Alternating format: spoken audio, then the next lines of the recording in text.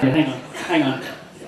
The chord doesn't even reach. All right. Putting on the stage, your host, Josh Earl. Yay! Would have looked so much better if I was on stage. It would have been great. You would have been, oh, who's that guy? And then you already know what I look like. Are we excited for Science Week? Yeah. We're excited to be at a gig? Yeah. We're excited how much I look like the kid from the taco ad? No, we're not that excited about that bit. Hi, my name is Josh Earl. I'm hosting tonight, so I'm just going to start, and then Jeff's going to come out and blow your mind with science and cooking. So, I should put out at the very top of the show, I'm actually Tasmanian. I just say that at all my shows, just so the audience just goes, shh, he's doing a good job. That's all, but did everyone have a good day today? Did anyone have a really bad day that they want to share, get it off their chest? It wasn't that nice a day, was it? It wasn't that great, was it? No, I thought you put your hand up then. Was it? No, that's right. You can talk back to me. It's not television as well. That's cool. So I like days like today though. I don't mind wintry days. I like winter more than summer. Is anyone else like that? So, yeah, some people. See, I'm with you because I'm quite a messy person. And in summer comes the insects. And so at my house I have a massive ant problem. And so that's why I don't like summer as much as winter. But my friends last summer, they told me what I should do is buy this product and it kills the queen ant. And so I did it. It was awesome, it worked.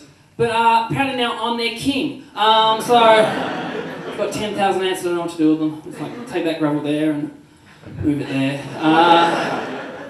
Do that back and forth, I'll come back in an hour. Great.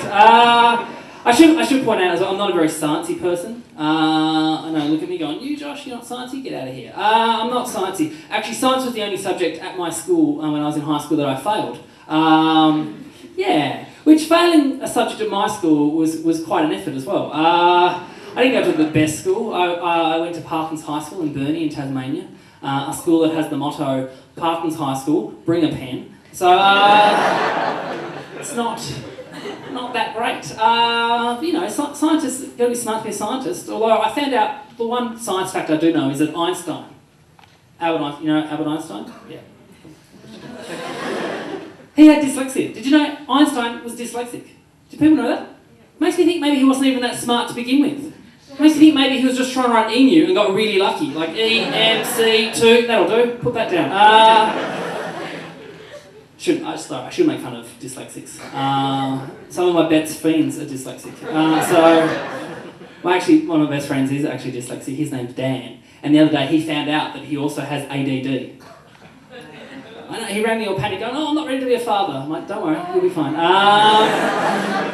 I want to, because I'm more of a, see, this is cooking for geeks, and I'm more of a nerd. Like, nerds are kind of bookish and stuff like that, and like, you know, writing and poetry and stuff like that. So I thought I've got some poems to share. So this is the first one. It kind of fits with the theme of what I just talked about. So this is a haiku. So these are haikus I've done. So, the dyslexic chef just made a very nice soup.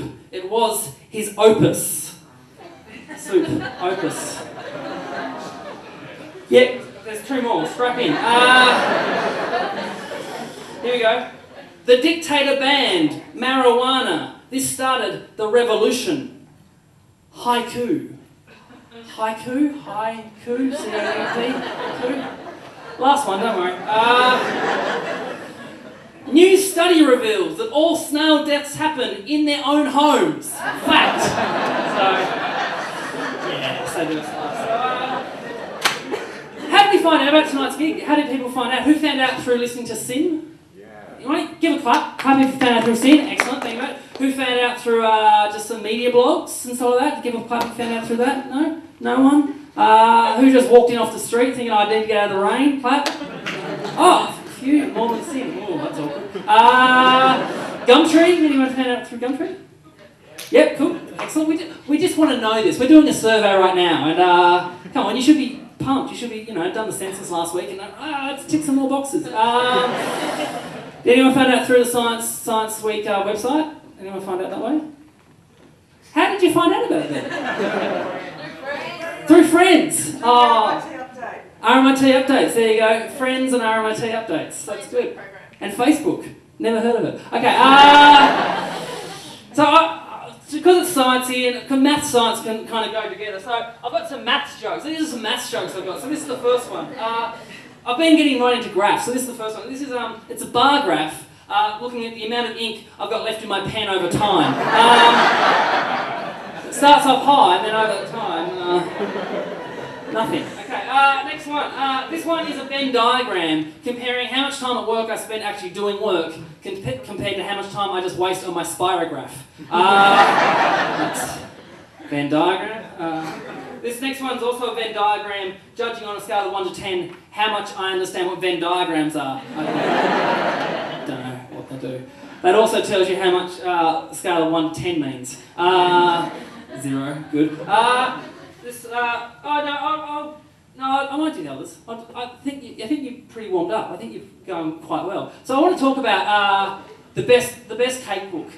The second best cake book. This is the best one. This one here, Cooking for Geeks. But the second best one is one that I've got quite a history with, and it's this one here, which is the Australian Women's Weekly Children's Birthday Cake Book. Remember this book, people?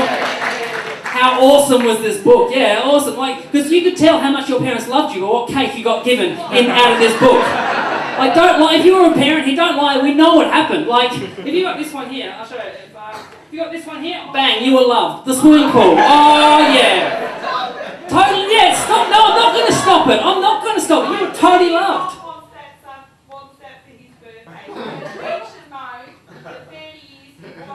Your son wants it. Yeah. And you haven't made it for him yet? Is he here tonight? No. Good, because the surprise would have been ruined. Excellent. You're totally loved. He's going to be totally loved. That was everyone's favourite. Not my favourite. My favourite was this one here, which is the dump truck full of lollies. Oh, yeah. Like, that was the one I wanted, because it's got lollies and cake. What's not to love? Like, my mum made me this one, and she put a trailer on the back with even more lollies. Doesn't even make sense. Stop putting trailers and everything, you big bogan mum. I'm sure you'll all love. But if your mum made you this next time, I'm sure you'll love just your mum's a bit weird. What the hell is going on with that one? That is just wrong. Popcorn afro and chip lips. What mum's off her meds? So I thought I'd sing a song about what I think is the greatest cake in the book. And so this is a song, and hopefully you enjoy it, because then I'm going to get off and bring Jeff on. So here we go.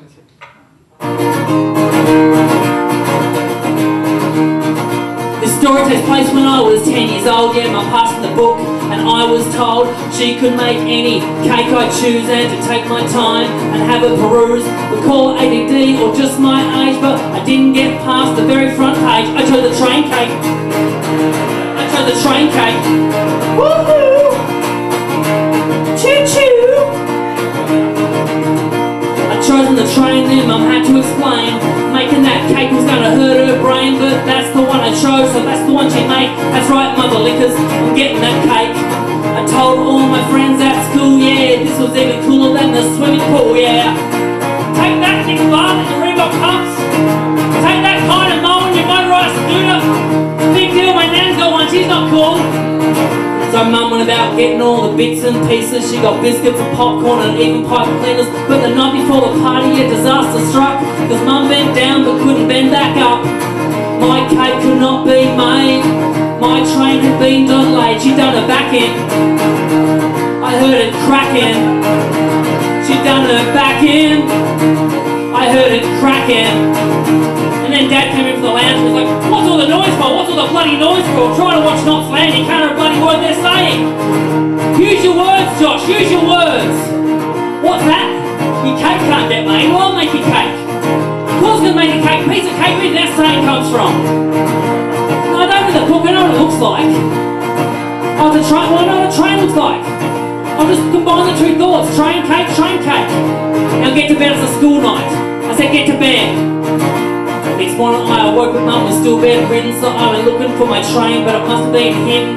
Dad came in the kitchen, said you're gonna be late.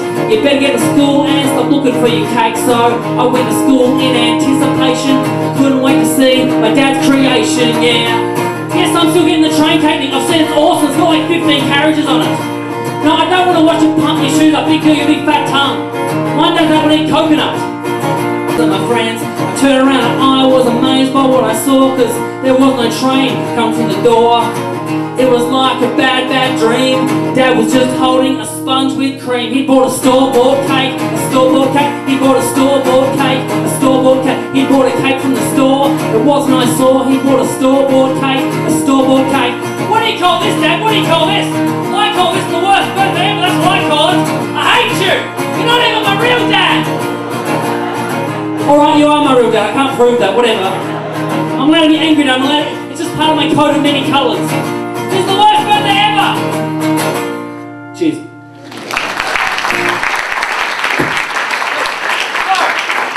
I'm going to bring out the headline act. The reason you're all here, this guy, you're going to love him. So please make him feel very welcome. The author of Cooking for Geeks, The Science of Yum. Please make him feel very welcome, Jeff Potter!